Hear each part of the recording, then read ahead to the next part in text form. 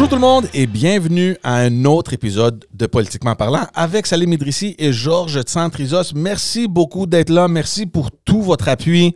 Allez-y vous abonner sur notre chaîne YouTube. On apprécie ça, ça grandit vite, puis on est très reconnaissant. Allez nous suivre, allez nous suivre sur tous les réseaux sociaux et évidemment sur toutes les plateformes audio où vous aimez télécharger vos balados préférés.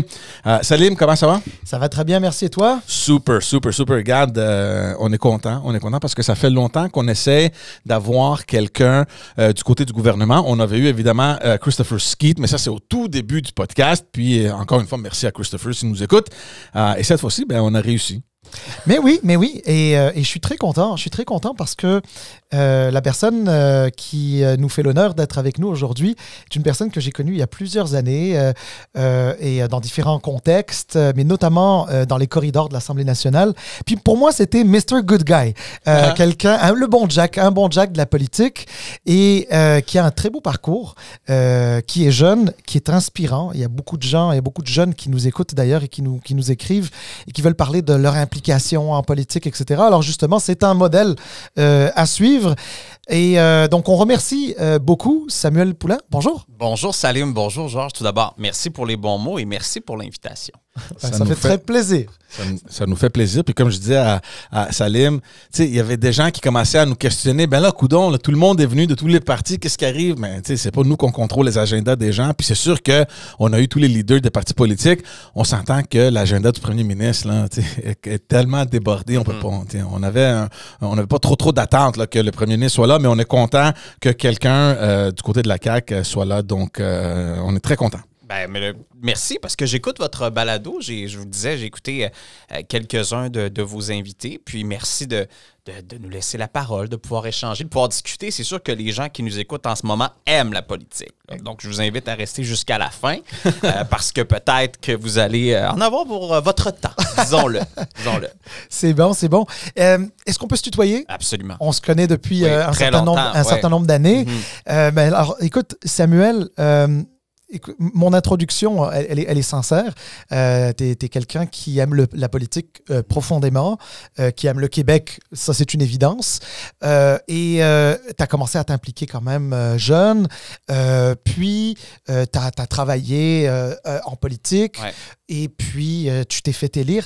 Mais peux-tu nous parler un petit peu, en résumé, là, on passera pas beaucoup de temps sur tout ton parcours, parce qu'on a bien des choses intéressantes à discuter, mais les gens veulent aussi en savoir plus sur Samuel. Qui est Samuel?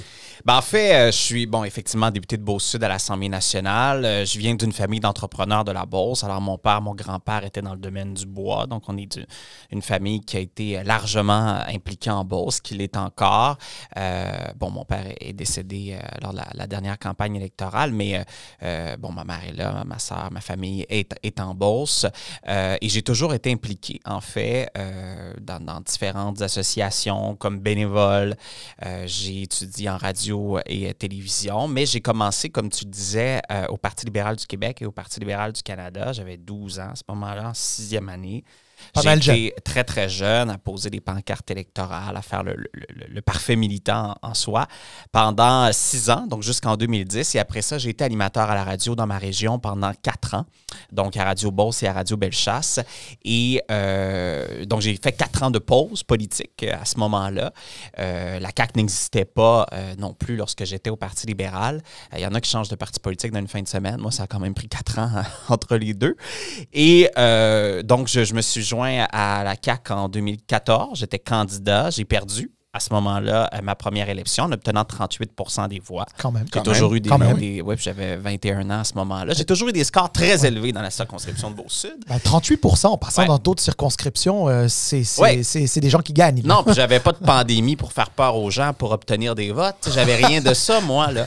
Donc, je devais proposer mes idées, mon dynamisme, ma passion pour pouvoir obtenir la confiance de la Beauce. Effectivement, ils me connaissaient. J'étais morning man à ce moment-là à la radio. Ma famille était impliquée. Donc, ça a été quand même une première élection, je vous dirais, facile, mais j'ai quand même perdu 20 livres en 30 jours, parce que tu travailles, du matin jusqu'au soir, t'es nerveux. Puis je mangeais pourtant, mais je faisais du porte-à-porte, je vous le jure, tous les soirs, même le samedi soir. Tu sais.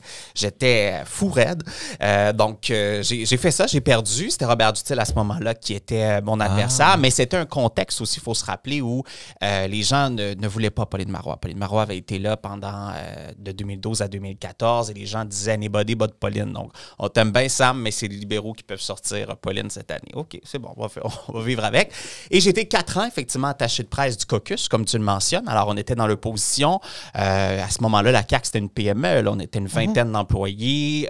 On avait presque tout à bâtir. Je n'étais pas dans les membres fondateurs de la CAQ, évidemment, de 2011-2012, mais j'ai eu un très, très bel accueil de l'ensemble de l'équipe, à commencer par notre chef, M. Legault, que j'aime beaucoup et dont je suis toujours très proche. Et donc, c'est ça. Donc, j'étais attaché de presse du caucus, mais je voulais me représenter en 2018. Et là, vous savez, on me dit, est-ce qu'il y a d'autres comtés qui t'intéressent, qui seraient plus faciles que la circonscription de Beauce-Sud? Il faut se souvenir qu'André Spénard quittait à ce moment-là le comté de Beauce-Nord. Feu André qui est décédé il y a à peu près 1 an. Et j'ai dit non, moi je me représente dans le même comté. C'est là que je connais les gens. Quand j'arrive à un endroit, j'ai pas besoin de mettre mon nom sur un T-shirt. Là. Les gens me connaissent, savent qui je suis. Alors je veux me représenter dans la circonscription de Beauce-Sud. C'est là que je connais les gens, c'est là que j'habite. Et je me suis représenté et j'ai obtenu 63 des voix dans un château fort libéral. Il faut juste se rappeler que ça a été la 2e plus grosse majorité pour la CAQ, puis la première dans les comtés qu'on n'avait pas.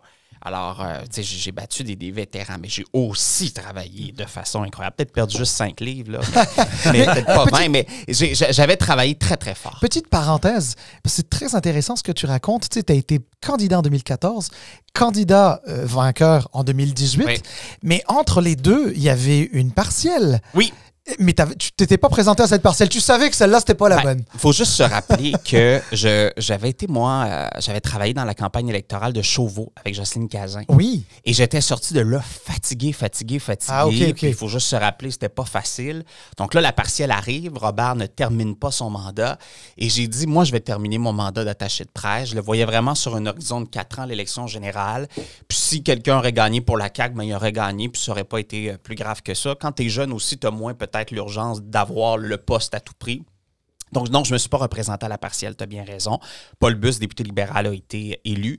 Et après, ben, j'ai recommencé le travail sur le terrain. J'ai été présent pendant 4 ans. Moi, j'ai 24 municipalités, on pourra y venir, mais l'importance d'être présent sur le terrain, d'écouter les gens, de proposer des idées et tout.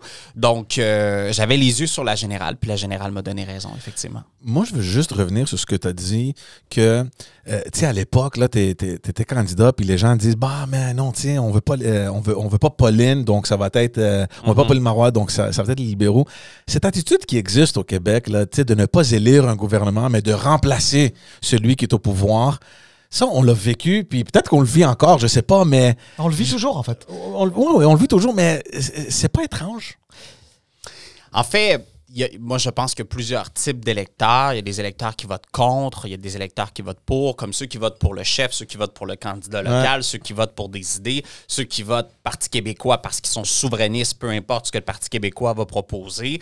Donc, il y a différents types d'électeurs, mais je pense qu'à certaines élections, effectivement, le rejet se fait davantage sentir. Pourtant, Mme Marois n'a pas été là très longtemps. Il faut se souvenir. Chez nous, bon, ça n'a jamais été le Parti québécois dans la circonscription de Beauce-Sud. Beauce-Nord a déjà eu un député du PQ. Nous, on n'en a jamais eu, même pas Bloc. Donc, c'est pas quelque chose qui est lié. Les gens chez nous, peu de gens croient à l'indépendance du Québec. Donc, mais dans cette élection-là, c'était le Parti libéral qui pouvait sortir le Parti québécois. Puis les libéraux faisaient du porte-à-porte disant on va sortir Pauline.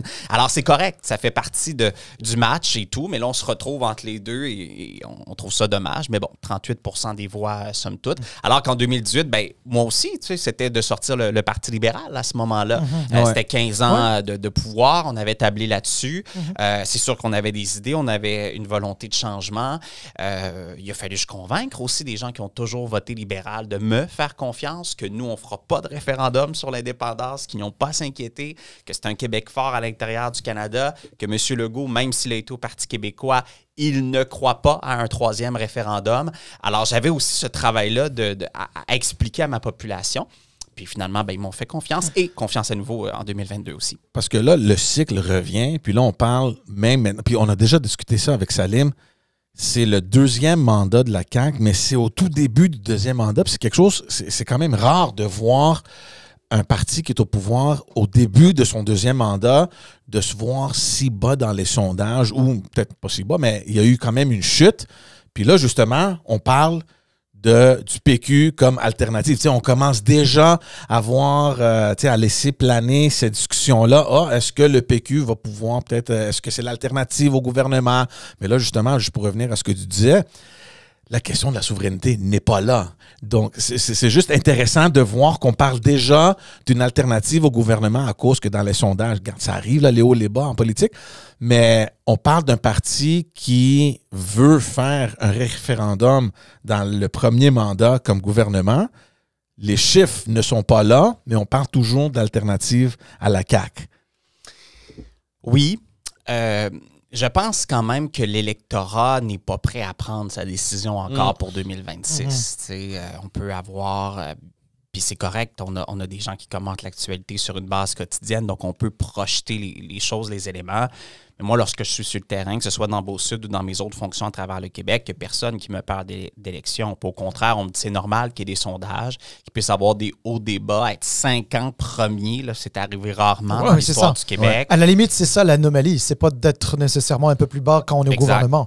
Non, effectivement. Mais alors, Samuel, moi je pense que c'est intéressant et important de parler aussi de la région de la Beauce, Beauce-Sud en particulier, c'est ta circonscription. Parce que, écoute, moi, je prends toujours cette région comme une région baromètre.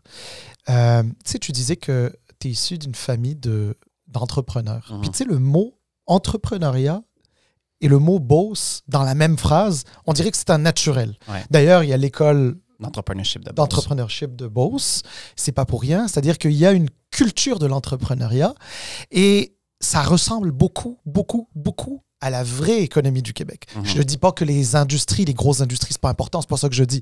Je dis juste qu'au Québec, le moteur de l'économie, ce sont des PME avant d'être des grosses entreprises. Puis même que les grosses industries dans la région montréalaise, pas nécessairement à Montréal, mais aux alentours, dépendent de fournisseurs, notamment, qui viennent justement de Beauce. Je me souviens de cet exemple-là où on disait que dans la pénurie de main-d'œuvre, on avait besoin de soudeurs. Et c'était en Beauce dont on avait besoin le plus de soudeurs. Ouais. Donc, et ça, c'est des entrepreneurs.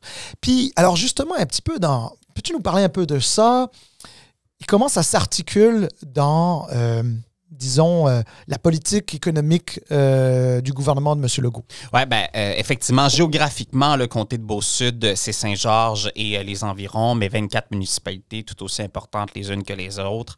Saint-Georges est la métropole, 35 000 de population. On est près du Maine. Moi, j'ai la frontière du Maine dans ma circonscription. Le Vermont, j'étais un peu plus tôt ce matin à la chapelle ardente de Brian Mulroney, puis j'étais avec des gens, justement, où je leur disais que l'impact de l'entente Canada-États-Unis a été tellement importante pour la Beauce parce qu'on faisait déjà des affaires avec les États-Unis, mais ça nous a juste donné les coups des franches pour pouvoir travailler davantage, ne serait-ce que dans l'industrie forestière ou des grandes entreprises chez nous comme Canam, comme Boisfranc et plusieurs autres. Alors, effectivement, beaucoup de petites, moyennes entreprises, des petites qui deviennent de plus en plus moyennes, des moyennes qui deviennent de plus en plus grosses, beaucoup le secteur manufacturier, des entreprises qui aujourd'hui vont bien, mais bénéficient de notre aide. On les aide à s'automatiser, à se robotiser. Moi, j'en ai beaucoup sur mon bureau, mais c'est aussi une mentalité qui est celle qu'on s'arrange tout seul, qu'on va faire les choses comme on le pense, qu'on essaie des choses et qu'on s'entraide. On est une communauté qui s'entraide beaucoup. Le compétiteur est souvent notre ami. On essaie de trouver des solutions ensemble, on essaie de s'entraider. On a vraiment cette capacité-là, je pense, à travailler, à s'unir pour faire avancer les choses. Comme député, on est très près de notre population. Tu sais, moi, je veux rien enlever à mes députés qui sont dans des secteurs urbains, mais en région, on est collés sur notre monde. Ils voient à l'épicerie, ils viennent nous parler, ils viennent échanger avec nous. Puis moi, d'abord, ce que j'aime, c'est ma population, c'est les gens, c'est les Beaucerons.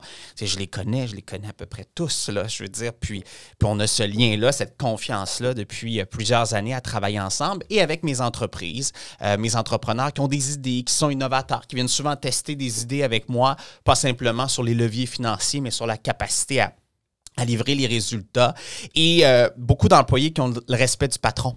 Lorsqu'on parle d'une société qui évolue, de ma génération, qui est peut-être moins attachée à son travail que l'étaient nos parents ou nos grands-parents, chez nous, il y a un respect du patron qui est encore plus grand parce qu'il vient manger avec nous dans la cafétéria le midi, parce qu'il vient nous parler, parce qu'il échange avec nous. Il y a eu des syndicats un peu plus tard aussi par moment en Beauce. Donc, ça fait que la relation par moment avec le patron et l'employé est encore plus proche parce que c'est avec lui qu'on allait s'asseoir pour parler du développement de la business. J'ai des entrepreneurs chez nous, je le nomme, le spécialiste du bardeau de cèdre à Saint-Prosper, qui donne des bonis importants à ses employés qui acceptent de faire du temps supplémentaire, mais il va les voir avant. Il dit là, est-ce que j'accepte le contrat? Mais ça me prend du monde pour travailler dans les prochaines semaines et il accepte. Alors, il y a ce lien-là entre le patron et les employés qui sont importants. Et moi, je suis fier de représenter ce comté-là qui est extraordinaire, qui a des grands défis, qui est à 45 minutes de Québec, la première municipalité de Notre-Dame-des-Pins, où on a livré beaucoup depuis notre arrivée dans le comté de Beauce-Sud. C'est assez extraordinaire, tous les investissements que l'on a faits, mais je ne manquerai jamais de défis dans le comté de Beauce-Sud, ça c'est sûr. Non, c'est bon, ça. En fait, George, on sent la passion pour sa région. Là, c'est-à-dire que quand tu connais... moi, j'ai travaillé dans un bureau de comté. Donc, pour moi, c'était important, cette proximité-là. Et on réalise que le plus qu'on monte dans les niveaux, les paliers de gouvernement, le plus on s'éloigne du monde. Au fédéral, tu es un peu moins collé aux gens. Au provincial, un petit peu plus. Puis au municipal, tu es comme... C'est la première ligne, tu comprends? Donc, moi, j'ai toujours aimé ça. Puis... j'apprécie les gens qui ont cet attachement, puis non seulement qui connaissent leur comté, évidemment, mais qui connaissent les gens. C'est pas toujours qu'on rencontre des députés qui aiment premièrement ce qu'ils font comme députés, parce que c'est pas une job facile, on a déjà parlé, mais qu'ils sont tellement attachés aux gens, il y a une relation presque personnelle. Puis ça, je te dirais, Salim, qu'on le voit pas dans les grandes villes. Non, c'est vrai. C'est surtout dans les régions. Ouais. C'est vrai, tout à fait. Et je vous raconte des petites anecdotes, mais justement, mon père est décédé lors de la dernière campagne électorale. Les funérailles étaient la veille du vote par anticipation, donc j'étais pris beaucoup là-dedans à travers une campagne très acrimonieuse. Et la vague d'amour que j'ai reçue des citoyens, elle était exceptionnelle, là, que ce soit au salon funéraire, que ce soit à l'église. Les gens venaient nous parler, nous raconter des anecdotes. Encore aujourd'hui, ça se produit. Donc, ce lien-là, je l'ai ressenti beaucoup à ce moment-là. Et voyez-vous, en fin de semaine, il y a eu... la fin de semaine dernière, en fait, il y a un feu important au centre-ville de Saint-Georges. Là, comme député, tes capacités d'intervention sont limitées dans la mesure où il y a des assurances, il y a des pompiers, il y a des intervenants. Mais j'ai pris la peine d'appeler certaines personnes qui ont été touchées par le feu. Puis je dis, est-ce que je peux faire quelque chose pour t'aider? Puis j'ai fait des téléphones pour les assurances. J'ai rassuré. Ça, je n'ai pas fait de communiqué, je n'ai pas fait de bulletin de nouvelles avec ça, mais je les ai appelés, je les ai accompagnés. On est en contact avec la Croix-Rouge, avec Moisson Beauce. Je leur ai dit, s'il manque de banque alimentaire ou autre, venez me voir, on va s'arranger, je vais vous financer. Alors, on joue aussi ce rôle-là entre les organisations, de se parler, de se communiquer. Et comme député, les gens te font des confidences aussi. Ça ne veut pas dire que tu révèles le contenu des confidences, mais tu les as en tête, donc ça permet de régler bien les problèmes à l'occasion. C'est très bon. Mais alors, écoute, donc tu es député de Beauce-Sud depuis 2018. Là, quand même, le premier ministre... Il t'a fait confiance, là, il t'a donné quand même un dossier important. Donc, tu as été son adjoint parlementaire pour les dossiers jeunesse. Ouais. Veux-tu nous en parler un petit peu? Oui, pendant 4 ans. Alors, c'est Jean Charest, souvenez-vous, qui avait eu cette bonne idée de nommer un adjoint parlementaire entièrement dédié à la jeunesse. Auprès de lui, il y a eu Roch Cholette, entre autres, qui a occupé ces fonctions-là pendant un certain nombre d'années. Et il m'a donné donc ce mandat-là où j'ai fait le plan d'action jeunesse, 300 millions de dollars. On a aidé 500 000 jeunes, 300 organismes à travers le Québec. J'ai ajouté un volet en culture. L'avenir de la langue française chez les jeunes me préoccupe énormément. Au niveau de l'environnement, on a ajouté différentes actions. On a rénové nos carrefours jeunesse-emploi. On a créé des programmes en infrastructure jeunesse qui n'existaient pas. On a fait beaucoup pendant 4 ans. Et j'ai adoré ça. Vraiment, j'ai adoré. Justement, ce soir, je rencontre d'autres groupes jeunesse parce que les jeunes, tu sais, souvent, on me dit, le premier ministre va me dire, là, les jeunes, ils pensent quoi de ça? Puis je dis, c'est tellement difficile à dire. Moi, je parle de des jeunes. Un jeune en Gaspésie n'a pas la même opinion opinions qu'un jeune en Abitibi ou à Montréal. Les jeunes, c'est pas un bloc qui est monolithique sur comment ils voient le Québec, sur comment ils voient leur avenir. Je crois à l'engagement citoyen. On a fait beaucoup plus d'activités pour sensibiliser les jeunes aux affaires politiques, aux affaires de la cité, aux affaires publiques. Alors, j'ai occupé cette fonction-là, effectivement, pendant 4 ans. Et à la réélection, en fait, le premier ministre a souhaité qu'il y ait un ministre et un adjoint parlementaire. Et donc, il m'a nommé adjoint parlementaire à la jeunesse et à la culture avec Mathieu Lacombe. Et je m'occupe aussi de différents dossiers qui concernent les jeunes et la culture québécoise parce qu'on a Netflix, on a la culture américaine qui entre chez nous. Pourtant, on fait des séries incroyables. Ben oui. On a des artistes incroyables au Québec, mais on a un devoir de les mettre davantage en valeur. Donc, c'est un dossier qui m'occupe également. Alors, et c'est dans ces fonctions-là aussi que tu as eu l'occasion de faire peut-être la connaissance d'un certain Gabriel Attal. Oui, absolument. Absolument. Qui est devenu premier ministre de la France. Eh bien, justement, alors parle-en nous. Parce et on que s'est rencontrés on aime quelques ça. reprises, en fait, parce que Gabriel Attal, effectivement, était nommé, parce que c'est ce poste-là de premier ministre de la France il y a quelques semaines.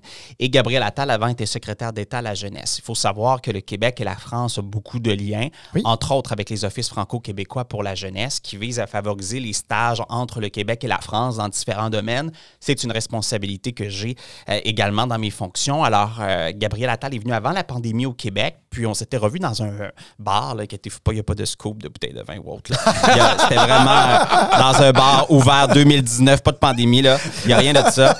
Et on avait pris un verre ensemble. Déjà, je voyais que c'était un leader. Non seulement c'est un macroniste, c'est un amoureux d'Emmanuel Macron, du centre, et j'ai toujours trouvé qu'il y avait vraiment il aimait beaucoup le Québec. Comme à peu près tous les Français aiment le Québec parce qu'on a ce lien-là avec la langue française et notre culture qui est tellement liée de Notre-Dame de Paris à Starmania et tout ce que vous voudrez. Donc, il aimait profondément le Québec. Il croit aussi à cette mobilité-là qu'on doit continuer. Et je pense qu'effectivement, c'est une personne qui est positionnée pour le futur, ça, c'est sûr. Il est déjà très avancé pour son jeune âge, d'ailleurs. Ben, effectivement. Ouais. Donc, comme quoi, il y a la possibilité, lorsqu'on est impliqué, engagé, jeune et qu'on monte des échelons, d'aller d'avoir des fonctions très, très prestigieuses, mais Salim, très importantes. Je te rassure, je n'ai aucune intention d'être premier ministre. Je n'ai aucune intention d'être chef de parti, ni au Parti libéral, parce que je sais qu'il en cherche un, ni à la CAQ, évidemment. J'ai tellement d'admiration pour les leaders de parti. Ouais. Là. Honnêtement, moi, je suis député, j'ai mes fonctions, je suis capable d'en prendre, mais être leader de parti, là, plaire à ton caucus, plaire à ton conseil des ministres, plaire à tes membres, plaire à ton électorat, plaire à Tribune La Presse, plaire à Salut Bonjour, plaire aux grandes chaînes de télé, c'est tellement difficile. On oublie le poids de la responsabilité que M. Legault a, que Justin Trudeau a. C'est incroyable. Moi, je les admire. Puis là, on a les réseaux sociaux aussi, où on assiste à un lynchage public énorme. On a des enjeux de sécurité. C'est tellement difficile comme fonction. Puis moi, c'est une des raisons pourquoi j'admire autant M. Legault. C'est qu'il pourrait faire autre chose que de la politique. Là. Moi, je vous annonce que si j'étais dans cette situation, peut-être que je ferais autre chose. Mais lui, il le fait avec tellement de conviction, avec vraiment le désir de faire avancer le Québec. Il fait une tournée des régions du Québec. Il est à l'écoute, il prend le temps. Il aime encore ça, être premier ministre du Québec. Je l'admire et moi, autant que j'adore ce que je fais, autant que j'aime la politique, j'ai été attaché de presse, je suis député, tout ça, autant que je n'aurais pas cette ambition d'être premier ministre du Québec. Alors, et je les respecte tellement. Alors, j'admire, ton intelligence et le fait que tu sois quick parce que tu voyais venir peut-être une question. Est-ce que tu te prédestinais au même avenir que Gabriel Attal? Je m'en allais pas là, mais ça aurait pu être ça. Non, mais bravo, en tout cas. Mais il y a d'autres choses qui m'intéressent dans la vie. Je peux faire de la culture, je peux faire tellement autre chose. Je pense que je vais faire la politique pendant encore un certain temps. Puis il y a différents paliers, il y a différentes opportunités qui s'offrent à nous. Mais la fonction de chef de parti, de premier ministre, moi, ce n'est pas une ambition que j'ai. Moi, je veux revenir un peu en arrière sur la discussion qu'on avait à l'attachement que tu as dans ton comté avec tes gens. Et justement, on parlait avec Salim avant que tu arrives. Puis on a dit, tu sais, des gens comme ça qui paraissent être près de leurs gens, une décision comme le troisième lien, puis je veux revenir, on a eu tellement une discussion là-dessus, dans les médias, etc. je ne sais pas si tu avais fait une déclaration à un moment donné. Sûrement, oui. L'impact que ça a eu, parce que on a eu ces discussions-là dans d'autres épisodes qu'on faisait quand on était juste nous deux, là. Tu sais, quand tu aspirais au gouvernement, puis tu fais une campagne, peut-être pas totalement concentrée sur le troisième lien, mais on dirait que 85-90% du discours, c'était autour du troisième lien, surtout en région. C'était comme la grande promesse, le grand chantier que la CAQ allait mettre de devant. Puis là, du jour au lendemain, ça n'arrive pas. Toi, dans ton comté, puis je sais que ça a un impact. Tu sais, on regardait justement la carte, puis tu sais, le troisième lien, ça connecte la Beauce avec Chaudière, puis le nord du Québec. C'est comme un axe quand même important. C'est un grand projet, là, tu sais, le Saguenay. Comment ça a été perçu, ça? Toi, de ton côté, comme quelqu'un qui est attaché tellement à tes gens, qu'est-ce que tu as fait? Oui, bien, 2-3 éléments qui, je pense, sont importants. Moi, je n'ai pas fait de campagne sur le troisième lien. Beauce-Sud est beaucoup plus au sud que le comté de Beauce-Nord. Donc, les gens de Saint-Georges, en grande majorité, travaillent à Saint-Georges. Donc, ce n'est pas des gens qui vont à Québec sur une base quotidienne. Donc, moi, j'ai un complexe multisport. J'ai agrandi l'urgence. Je prolonge l'autoroute 73 de 7,5 km. J'ai mes autres enjeux qui sont très, très locaux, qui ne sont pas la même réalité que Lévis, par exemple, ou ailleurs. Maintenant, j'ai 2 ponts quand même. Le pont Pierre-Laporte, le pont de Québec, qui connectent avec ma circonscription, qui sont des ponts sécuritaires, mais qui auront des enjeux comme tous les ponts au Québec au cours des prochaines années.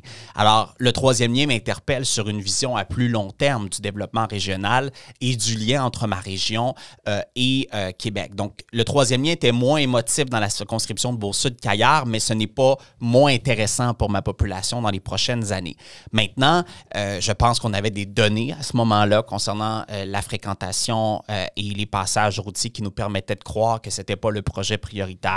Maintenant, les chiffres qui seront mis à jour nous permettent de croire que ça a repris. La Caisse de dépôt, CDPQ Infra, va en juin prochain déposer un projet et on a hâte de voir ce projet-là parce que je pense qu'il va être crédible avec des échéanciers précis. Moi, c'est ce que j'ai demandé et je pense que ça va plaire à tout le Québec, Vraiment, puis moi, je suis de ceux qui croient qu'on doit éviter Québec-Montréal. Le Québec est riche, là. Je veux dire, certains aspirent à ce qu'on devienne un pays. Là, c'est probablement parce qu'on a de grandes qualités et à Montréal et à Québec et dans nos régions. Et je pense que le troisième lien va profiter à l'ensemble du Québec, même quand vous venez dans la région de Québec. Donc, sans compter aussi qu'on a des enjeux d'infrastructure future, comme je le mentionnais. Donc, moi, je suis très optimiste pour la suite des choses. Est-ce que ça a été plus difficile par moment? Oui. Mais on n'a jamais...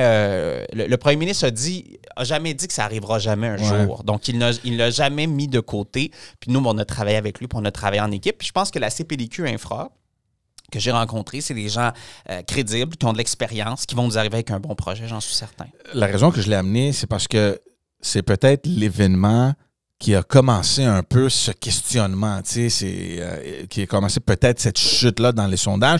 Comment qu'on fait comme gouvernement maintenant de convaincre les gens qu'on est toujours la meilleure option pour gouverner?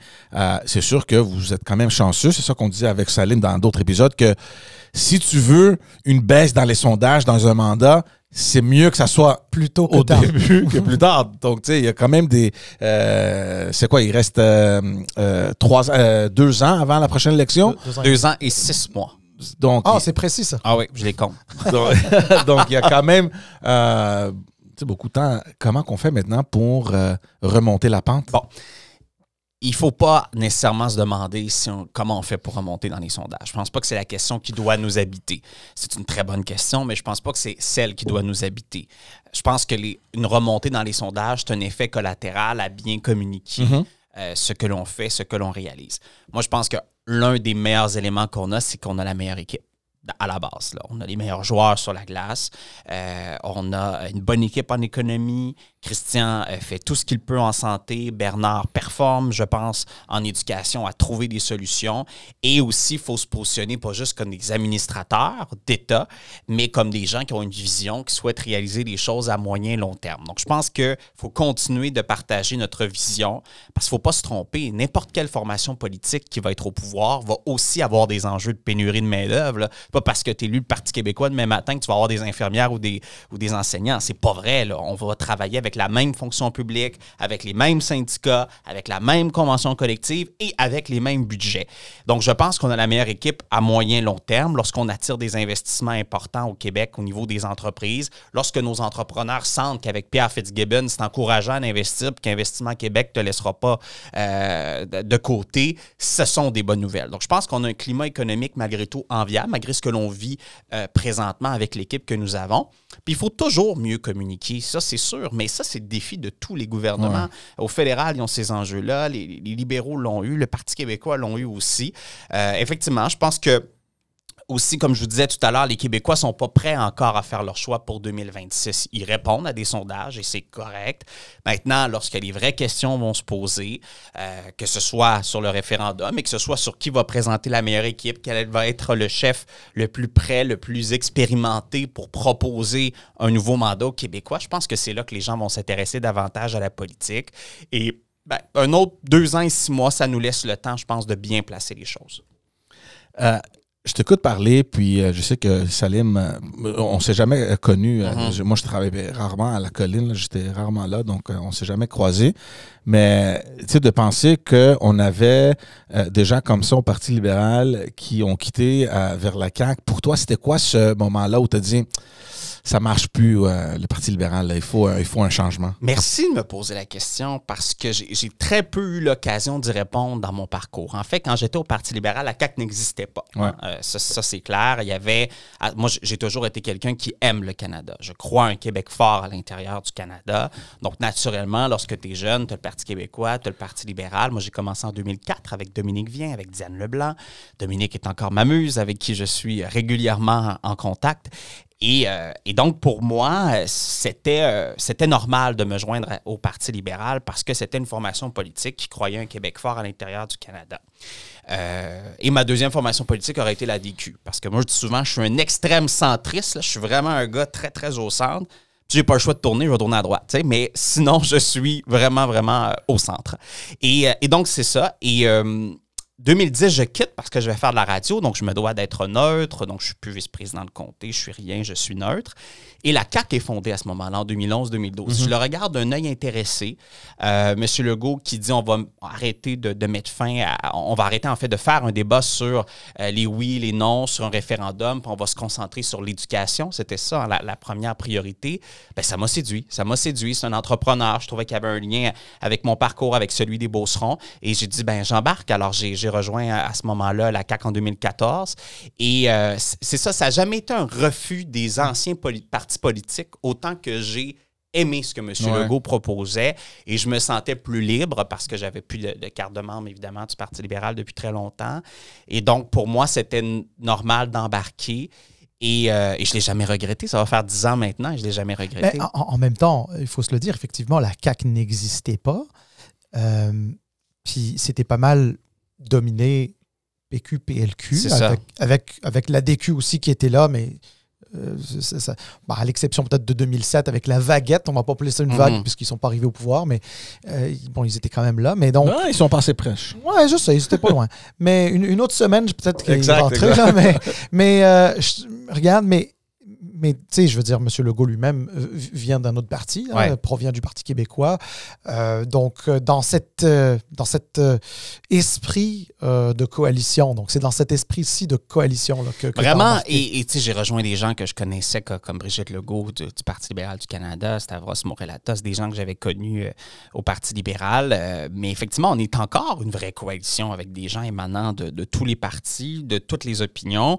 Beaucoup de gens d'affaires aussi. Je pense qu'il n'y a jamais eu un gouvernement avec autant de gens d'affaires, qu'on pense à Christian, à Pierre, à Éric, France-Hélène Duranceau, qui est une collègue de haut niveau. Je pense à Suzanne Roy, qui vient du milieu municipal. Moi, je regarde nos joueurs qu'on a sur la glace. C'est des gens qui ont du bagou, qui ont du bagage, qui ont une volonté de bouger les choses. Donc, tu sais, faire partie de ce caucus-là, c'est des discussions en profondeur là, sur le Québec. Puis, pour beaucoup, ils pourraient faire bien d'autres choses. Ce ne sont pas des carriéristes, là. Ce sont vraiment des gens qui décident de donner un certain nombre d'années au Québec.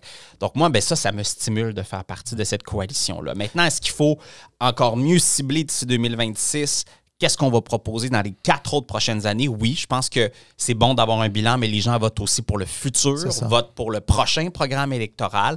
Bien, ça, il faut commencer à le bâtir également. C'est ça. Juste par curiosité, j'aimerais juste revenir à cet aspect-là de coalition-là, parce qu'on avait Pascal Bérubé il y a quelques semaines sur le programme. Et il n'est pas au courant. Non.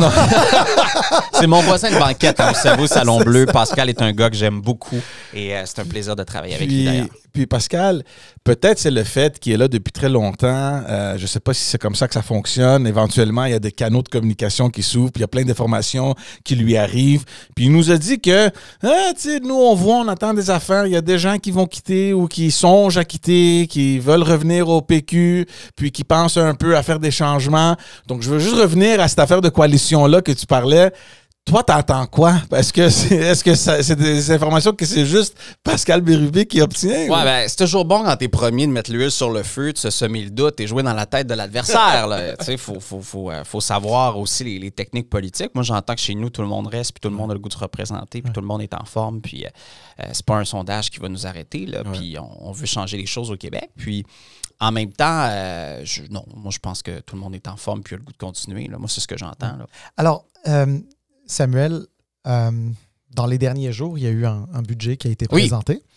Le budget, c'est toujours un exercice extrêmement compliqué, d'ailleurs. Ouais. Qu'on soit dans le rouge ou qu'on soit dans le vert, c'est toujours compliqué. Là, en l'occurrence, quand on est dans le rouge, forcément, les caméras te scrutent encore plus. Ouais.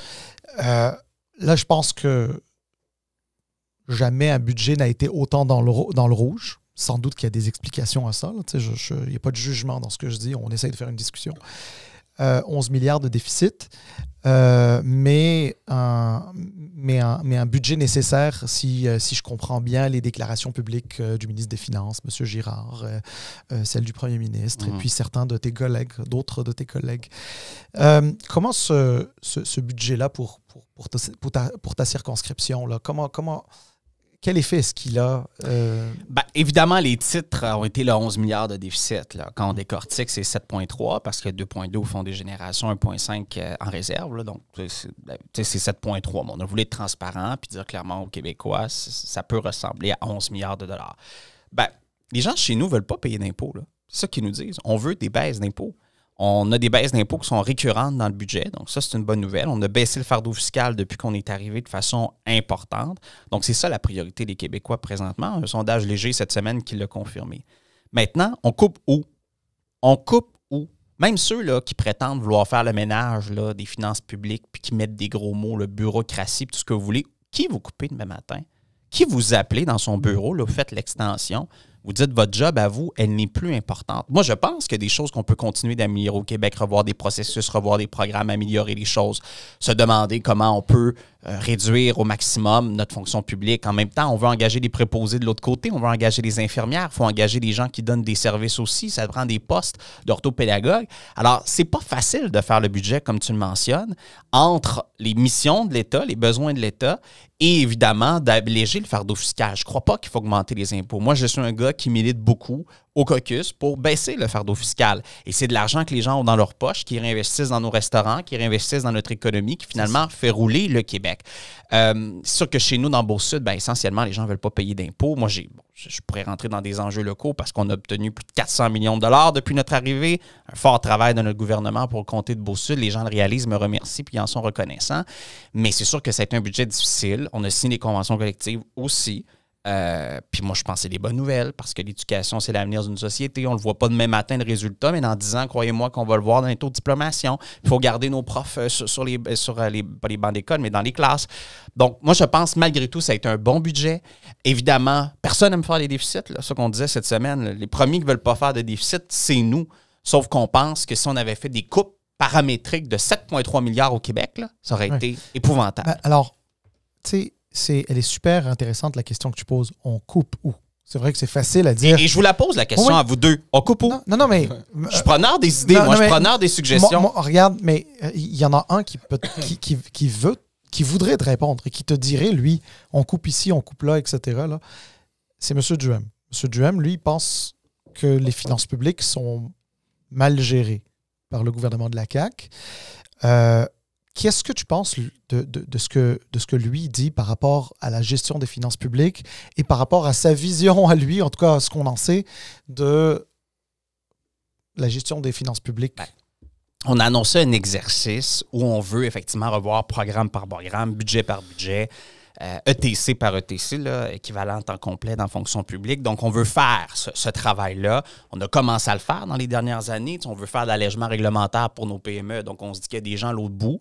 En même temps, il ne faut pas se leurrer. On travaille avec une vérificatrice générale qui veut que les fonds publics soient bien gérés. Donc, ça prend des gens pour vérifier si les fonds publics sont bien gérés. C'est toujours un équilibre qui n'est pas simple. Si on donne des subventions sans reddition de compte parce qu'on ne veut plus de personnel pour faire la reddition de compte, ben, à un moment donné, il faut s'assurer que ça fonctionne. Donc, on travaille aussi dans des paramètres où on a des gens qui sortent de l'ENAP, de l'École nationale de l'administration publique, d'un bac en administration publique, puis selon eux, nous disent voici les bons modèles de gouvernance dans la façon de gérer les finances publiques. Puis des fois, ben, ça nécessite de l'humain. Il faut engager des gens dans la fonction publique, dans nos ministères, pour arriver à bien gérer l'État québécois. Donc, c'est un équilibre à dire si on retire des gens à un endroit, est-ce que nos fonds, nos sous, vont être bien administrés, bien gérés. Par moment, il y a peut-être des grilles qu'on peut enlever. Il y a peut-être de la paperasse qu'on peut enlever, notamment pour les PME qui paient des taxes et impôts et qui fait vivre le Québec. Donc, c'est tout ça qu'on va certainement regarder. Okay. Mais donc, ça va prendre aussi plus de revenus. Parce que là, si on ne coupe pas, si on veut revenir à l'équilibre budgétaire, on parlait de 28, c'est ça, 2028? Ouais. Il va bien falloir que il y a quelque chose qui rééquilibre tout ça. Là. Donc, c'est pour ça qu'on a des grands projets industriels. C'est pour ça qu'on veut que ces gens-là paient des taxes et impôts dans les prochaines années au Québec. C'est pour ça qu'Investissement Québec aide des entreprises en bourse à tous les jours pour s'assurer que ces gens-là puissent continuer d'avoir des contrats, d'amener des contrats dans la machine. Tu sais, si l'économie va bien, si nos entreprises vont bien, s'ils paient des taxes et impôts, ils s'automatisent, sont concurrentiels, il va y avoir des entrées d'argent au Québec. Il va en avoir pour financer la santé, l'éducation. Les gens vivent 20 ans de plus qu'ils vivaient avant. Ça, on en parle peu de la crise du vieillissement de la population. Ouais. Ben, c'est ça le plus grand défi pour moi des prochaines années. Avant, les gens décédaient à 72 ans. Maintenant, à 92, 94, c'est pas rare de voir des gens à cet âge-là, sans compter que moi, je remets des certificats de centenaire, puis j'en ai pratiquement toutes les semaines. Donc, c'est des gens qu'on doit s'occuper plus longtemps, puis heureusement, on veut qu'ils soient en santé, puis c'est notre travail. Mais cette pression-là sur le réseau de la santé, elle existe. Et encore une fois, méfiez-vous des formations politiques qui vont vous dire qu'ils vont tout régler. Les gens vont continuer de vivre plus longtemps parce qu'ils sont en forme, parce qu'ils mangent mieux, parce que la médecine puis la recherche, elle est avancée. C'est une réalité. Le Québec est un des endroits les plus vieux au monde. Ça, on en parle peu aussi. Oui. C'est nous là, qui avons hérité de ça. Puis c'est correct, on l'a choisi.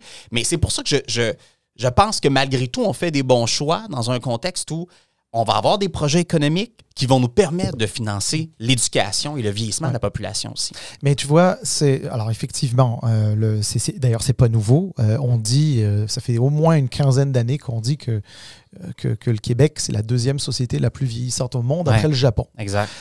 Donc ça, c'est une réalité qui frappe. Donc ça veut dire que ça prend des politiques familiales. Alors, je ne parle pas juste des garderies, hein, évidemment, mais il y a tout un tas de politiques à mettre en place. Il y a l'immigration, là, qu'on le veuille ou non. Ça, c'est certain que c'est une nécessité économique, mais aussi elle est vitale parce que si on a envie de continuer d'être une société francophone, il va falloir que cette société francophone soit renforcée par des immigrants qui parlent français et qui vont apprendre le français pour ceux qui ne sont pas déjà francophones. Tout à fait. Donc ça c'est une évidence, mais justement, bon, je sais que c'est très, très, très difficile de faire des politiques.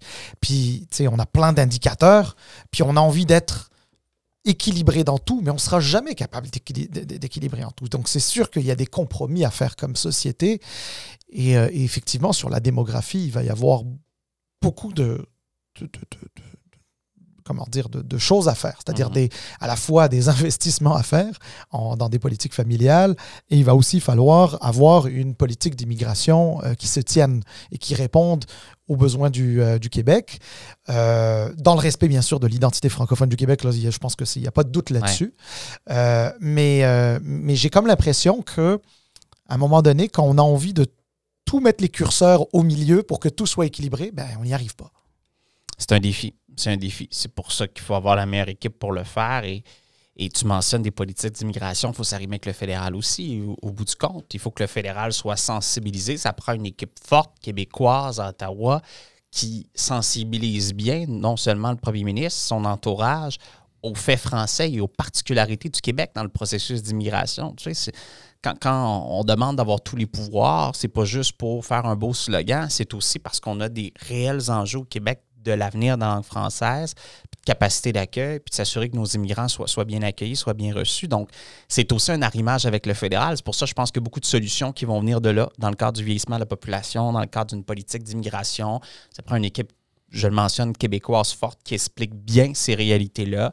Et moi, lorsqu'on parle d'immigration, je suis toujours très sensible parce que ce sont des humains, il ne faut pas l'oublier. Ce sont des enfants, ce sont des familles, ce sont des gens qui ont apporté dans le passé énormément au Québec et qui continuent d'apporter énormément au Québec, y compris en francophonie. Donc, il faut bien faire les choses. Maintenant, est-ce que des fois, le balancier est allé un petit peu trop d'un côté? Peut-être. C'est pour ça qu'on tente présentement de le rétablir. La question de l'immigration n'est pas nouvelle non plus. Là. Moi, je me rappelle même à l'élection de 2014 ou de 2018. À cette époque-là, il y avait toujours, déjà, je veux dire, un échange avec les provinces et Ottawa, où je ne me rappelle pas du nom du ministre là, à l'époque, mais c'était David Hurtel qui avait négocié des montants à être transférés au Québec. Il y avait déjà des immigrants irréguliers qui traversaient. Donc, c'est pas nouveau, là. Tu sais. Puis là, évidemment, le problème il est beaucoup plus grave. On voit les chiffres monter. Qu'est-ce qui arrive? Je sais que le premier ministre a dit que d'ici le mois de juin, on va travailler à trouver des pistes de solutions. Vous avez mentionné certaines options qui sont sur la table. Est-ce qu'il y a quelque chose qui se dessine? C'est sûr que je ne sais pas si tu es au courant, puis si tu es au courant, si tu peux nous dire les informations là, mais à quoi doit-on s'attendre spécifiquement sur cette question-là d'immigration qui, en passant, affecte tellement d'autres choses. Hein. On a des problèmes de logement, il y a, le problème en santé, en éducation. Il y a plein d'affaires qui peuvent découler de cet enjeu majeur-là. Comment tu vois cette situation-là évoluer là, d'ici le mois de juin? Ou est-ce qu'il va avoir nécessairement une réponse claire? Justin Trudeau il a dit que c'est clair, net et précis que les pleins pouvoirs Québec ne les aura jamais. Donc ça, on peut imaginer que cette fenêtre-là est fermée. Mais en termes d'autres options, à quoi pouvons-nous nous attendre? Bien, lors de la sortie de la rencontre, le premier ministre a aussi dit qu'il y avait eu une bonne discussion avec M. Trudeau sur d'autres volets qui concernaient l'immigration. Et je pense que c'est là-dessus qu'il va travailler d'ici le mois de juin et qu'il va évaluer les possibilités de pouvoir améliorer le processus. Maintenant, je pense que le travail est encore en cours avec le fédéral, mais les canaux de communication sont vraiment ouverts entre le premier ministre du Québec et le premier ministre du Canada, entre leurs équipes. Et je pense qu'il y a eu, je parlais d'une équipe forte québécoise à Ottawa, je pense qu'il y a eu un cheminement aussi de la part du premier ministre canadien à dire il y a un enjeu sur la langue française qui est important, puis c'est vrai que le Québec fait largement sa part dans le processus d'immigration. Donc, actuellement, au moment où on se parle, je pense qu'il y a encore, il y a des communications entre le fédéral et le provincial sur différents processus qu'on pourrait améliorer dans le processus d'immigration. Mais je vais laisser mes collègues faire les annonces lorsqu'ils seront prêts à le faire parce que les discussions se tiennent encore. Oui. Et puis, écoute, au-delà de donc, tous ces dossiers-là, etc., là, la dynamique un petit peu à l'Assemblée nationale, entre les partis, vous êtes 125 collègues. Hein, vous pouvez avoir des couleurs politiques différentes, mais vous êtes 125 collègues. Je sais que la plupart des gens là, dans le public, là, souvent, ils ont l'impression qu'à l'Assemblée nationale, c'est une gang de personnes qui se jettent de la boîte à longueur de journée, alors que, tu sais, bon, moi, ça fait longtemps que je travaille plus à l'Assemblée nationale, mais en tout cas, toi et moi étions de bords différents à l'époque et on avait des bonnes blagues à nous raconter, on était toujours très sympathiques les uns envers les autres, etc. Tu étais avec Kathleen Veil à un moment donné, je me souviens. Oui, mais j'avais été avec Sam un bon bout. C'est vrai. Puis dans le gouvernement Charest avant ça, mais je pense qu'à l'époque, tu n'étais pas... Non, tu étais avec qui à l'époque de M. Charest? Avec M. Hamad et avec M. Bachand. OK. Donc c'est ça. Mais alors... La dynamique à l'Assemblée nationale, comment ça se passe, ça, là? Ben, moi, je suis pas le gars le plus partisan. J'ai des amis dans toutes les formations politiques, que ce soit au Parti libéral, au Parti québécois, un petit peu moins QS, mais quand même, on s'entend T'es très pas loin, bien. les banquettes sont pas loin. Ouais, elles sont pas loin. Puis j'aime bien Christine Labrie à Sherbrooke, puis d'autres. Donc, j'ai quand même des bonnes relations avec tout le monde. Puis je pense que c'est important. Moi, j'ai des collègues qui sont beaucoup plus partisans. Là. Dès que tu parles à quelqu'un, c'est la fin du monde. Hey, moi, là, avec l'expérience que j'ai, là, ça fait 10 ans que je suis à l'Assemblée nationale, là, avec mes 4 ans d'attaché de presse. On est tous des humains. On a choisi des véhicules politiques différents sur un certain nombre d'idées ou un certain nombre de valeurs, mais c'est pas vrai que les 4 formations politiques à l'Assemblée nationale, il y a un fossé entre les 4. On se rejoint très souvent en commission parlementaire, on se rejoint très souvent sur les motions. Il y a une bonne entente qui est générale entre les partis politiques. Donc moi, je vais prendre des verres avec tout le monde, là, en fait, avec des gens de toutes les formations politiques. Marois Risky est une bonne amie à moi. Puis bon, quand il y a des moments plus partisans, on l'est. Moi, je suis plus partisan en campagne électorale. Là. C'est au moment-là. Mais ça fait partie de la game aussi. Ouais, mais j'ai refoulé pendant 4 ans, fait que je me gâte. Tu sais, je veux dire, c'est davantage à ce moment-là que j'explose, peut-être, toujours dans le respect, parce que je pense que le respect est élémentaire, puis c'est important de se le rappeler. Des gens qui se présentent en politique qui n'en ont pas de respect, hein, qui, sur les réseaux sociaux, se gâtent ou mettent le feu pour tenter d'attirer des votes. Moi, c'est pas ma façon de faire. J'ai toujours essayé de garder l'écoute, le respect.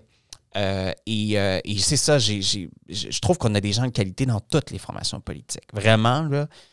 Qui aiment le Québec, qui aiment leur circonscription, qui ont le goût de défendre des enjeux. Fait que moi, ça m'enchante. Puis je me considère encore très privilégié de pouvoir être là pour un deuxième mandat, parce qu'on est 125 sur 8 millions.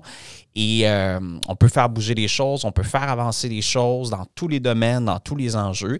Et non, c'est pas toujours du pitchage de boîte. Là. Moi, je vais avoir des collègues souvent pour avoir leur appui sur d'autres enjeux. Ouais. Moi, je veux juste rebondir de 2 secondes, Salim, parce que là, on mentionne la collégialité qui existe. Puis c'est sûr que c'est ton milieu de travail. Veux pas, on va créer des relations avec nos collègues. Et on a vu dernièrement, puis tu l'as mentionné en début, cet esprit de, je ne veux pas dire haine. La haine, c'est un gros mot, mais tu sais, il y a des menaces maintenant. Tu as mentionné les réseaux sociaux. Oh, il y a de la haine. Il y a de la haine. Oui, peut-être, mais tu sais, les gens maintenant se sentent beaucoup plus à l'aise d'aller sur les réseaux sociaux. C'est, tu sais, d'être dans le confort de ta maison, on envoie un petit message là, pour abaisser l'autre. Puis le climat, vraiment, là, on a vu Paul Saint-Pierre Plamondon qui a dû appeler la SQ, Pascal Bérubé. Il y a plein de personnes. Durant la campagne, tu as mentionné Marois Risky qui avait reçu des menaces. C'est quoi qui arrive? Parce que nous, là, à l'époque, peut-être que les médias sociaux n'étaient pas si présents que ça, mais ça a l'air que ça devient de plus en plus une réalité à laquelle vous êtes affrontés, là. Oui, je l'ai vécu comme d'autres collègues, évidemment. Un jour, je raconterai toute l'intimidation que j'ai subie en 2022 de la part de certains adversaires. C'était épouvantable. Moi qui fais des campagnes électorales depuis que l'âge de 12 ans, je me suis jamais autant fait suivre en auto, crier après, l'intimidation aux lumières rouges avec mon auto lettrée. Ça a été fou. Là. Ben oui. Ma famille aussi, ma soeur et moi, on posait des pancartes électorales. Tout ce qu'on s'est fait faire, c'est l'enfer. Ça n'a aucun bon sens. J'en parlerai ça un jour davantage parce qu'il mérite d'être dénoncé. Et pendant la campagne, tu veux avancer, tu veux pas détourner l'attention, tu veux rester sur les enjeux. Puis en plus, mon père était malade, donc je me suis dit, bon, je n'irai pas faire la tournée des médias avec ça, mais c'est très, très, très difficile et plusieurs collègues l'ont vécu. Les réseaux sociaux aussi sont très hargneux. Erin O'Toole, quand il a quitté, a dit, on est dans une culture des j'aime puis des clics. Et il avait tellement raison. Tu sais, comment certains élus décident que tout ce qui est important pour eux, c'est leur post Facebook de la journée, puis tenter de lever la haine pour faire du financement ou autre. Alors, moi, ça m'a toujours répugné. Il faut être fait fort. Il faut vraiment être fait fort. Écoute, regarde, je suis un gérant d'estrade comme des millions d'autres, là, mais je vois que les élus, ils portent une grande attention parce qu'ils font tous face à ça. Peut-être que certains font face plus que d'autres, mais la majorité, si ce n'est pas l'entièreté, vivent cette même réalité. Tout le monde est conscient de ça, tout le monde en parle. Le premier ministre en parle, les différents chefs de partis d'opposition en parlent, les divers députés, parfois même des gens du staff. Les médias en parlent, parce qu'eux aussi, dans les médias, se font aussi insulter, etc. Mais moi, je me suis toujours posé la question, pourquoi il n'y a pas une espèce de cri du cœur commun moi, j'aimerais ça voir M. Legault avec les autres chefs de parti dans la même conférence de presse. Tu sais, genre, faire un espèce de cri du cœur pour dire, OK, là, on a une élection qui va avoir lieu dans 2 ans, là, ou admettons que c'est fait dans 1 an, ben, on va dire que dans 1 an, il restera 1 année avant l'élection. Dire, OK, là, ça suffit parce que c'est une question, on s'attaque à la démocratie, on s'attaque plus juste à l'être humain. C'est-à-dire, oui, l'être humain, c'est important, je sais pas, don't get me wrong, mais ce que je veux dire par là, c'est que on est en train de décourager des gens de qualité à aller représenter les intérêts de la population dans un système démocratique qu'on aime tous, Et je pense que si on arrivait à faire quelque chose de, pas chacun dans son hot room tout seul, mais tous ensemble, et faire une réelle campagne là-dessus, peut-être même une campagne qui pourrait peut-être même être payée par, je ne sais pas, le DGEQ ou autre. Enfin, je sais pas, regarde, là, c'est une idée, là, ça vaut ce que ça vaut, comme il y en a des millions d'autres. Mais je crois sincèrement qu'on est rendu là. Parce qu'on ne va pas attendre un nouveau Pierre Laporte. Tu sais, je veux dire... Ben, effectivement, et il faut le dire, ben, il y a 2-3 éléments vraiment de très bonne idée. Il y a des choses qui s'en viennent dans les prochaines semaines de la part de notre équipe là-dessus et auxquelles on va tendre la main également au parti d'opposition. Mais je suis d'accord avec toi, puis probablement que lorsqu'on va faire du recrutement intensif pour l'élection 2026, on va se faire répondre par plusieurs personnes qui ne veulent pas vivre ça, qui ne veulent pas se lancer en politique pour ça. Puis je veux juste être clair, la vaste majorité des Québécois sont polis, ils nous aiment. Moi, la vaste majorité des Beaucerons, ça va très bien, l'accueil. J'en parlais tout à l'heure. Mais oui, mais c'est une infime minorité, mais qui est la plus bruyante aussi. Oui, puis qui nous fait mal, qui vient nous déranger dans ce pourquoi on s'engage en politique. Mais je pense il va falloir aussi parler des bons côtés de la politique, de la possibilité qu'on change les choses, de comment aussi se faire une carapace. Là, lorsque tu as des insultes sur les réseaux sociaux, de ne pas perturber ta journée pour ça, il faut s'en faire une carapace. C'est ça qui est sûr. Il y a un minimum difficile. Mais il y a une limite, là, parce qu'on a tous fait de la politique. C'est sûr que tu bâtis cette carapace-là, mais à un moment donné, là, quand ça implique ta famille, tes enfants... C'est inacceptable. Inacceptable. Puis, dans ce que Paul a vécu récemment, on est tout cœur avec lui, puis Marois à l'époque. Je veux dire, c'est épouvantable que des gens peuvent en venir à là, puis nous sommes des êtres humains. Moi aussi, j'en ai. Là, je t'attends chez vous le soir, puis il t'en reste pas long à vivre. J'en ai eu, moi, pendant la pandémie, de façon importante. Et malgré tout, la Sûreté du Québec, tout ça nous accompagne. Ils sont vraiment présents et professionnels. Mais... une fois qu'on le dénonce, il y a des processus qui sont en cours. Puis s'il y a des gens qui oublient qu'on est des êtres humains et qui veulent s'attaquer à nos familles, ben vous êtes cheap, vous n'êtes pas correct et vous méritez de passer par un processus quelconque pour juger les actes que vous faites. Et puis aussi, je veux juste le rappeler parce qu'on parle beaucoup des élus, là, mais regardez les réseaux sociaux après un match de hockey, là. Comment on qualifie des joueurs, c'est épouvantable. Regardez après Star Academy, après La Voix, après MasterChef Québec, très bonne émission de cuisine diffusée ces jours-ci. Oui.